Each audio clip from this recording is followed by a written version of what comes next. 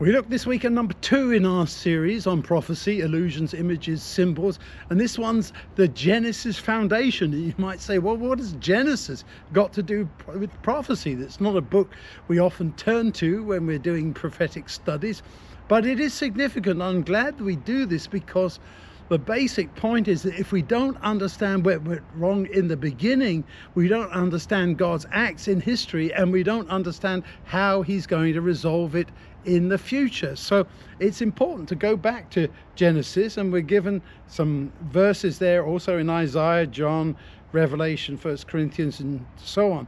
And as we think about the problem right in the beginning of Genesis chapter 3, the fall and so on, we're also given Genesis chapter 22 to look at in the notes for this time.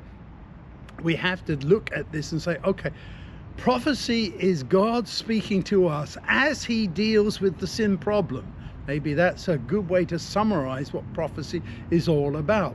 Whether you're talking about the empires of Daniel or the beasts of Revelation and so on, it's God saying, okay, this is the way the world has become, and this is how I intend to help resolve all of this. This is the way we're going to end it all, but that's coming in the future. You can be confident that there will be an end because I know what's happening, I know what the empires are going to do, and I know how we're going to work this all through in the end.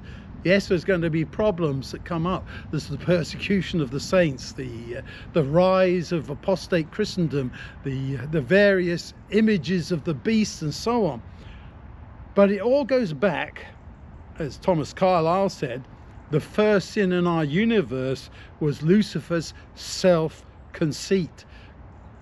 There was pride in Lucifer. He decided to go his own way. He decided to reject the way of God and center on his own selfish ambitions. Coleridge, the devil did grin, for his darling sin is pride that apes humility. Oh yes, I'm so very humble, but really inside having that pride, that desire to be like God. I will sit enthroned. I will be like the Most High. I will set myself above all of this as the ruler of the universe. So as we look at Genesis and all that happens there, let's take the whole book all together and see how sin unravels and what it leads to.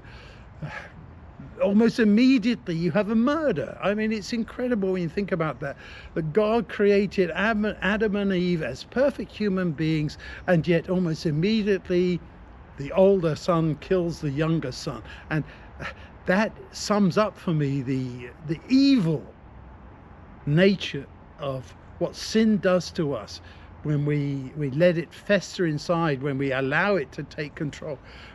God said to Cain that sin is lying at your door like an animal, crouching there, ready to destroy you. So we turn to Genesis to understand the beginning of all of this, where we came from, who we are.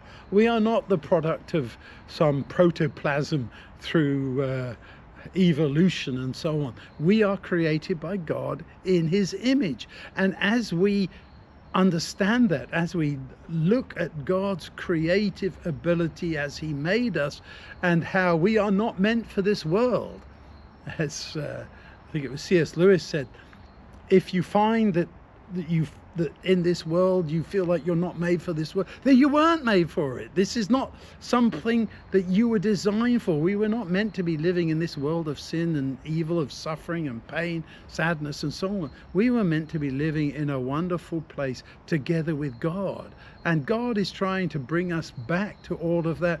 Prophecy is very much part of that. And as I say in the notes, we look at various concepts that are developed through Scripture. His love, the lamb, the death, the serpent, all those things come out of the book of Genesis as we start looking to see how does God resolve this problem. That's what prophecy is really all about.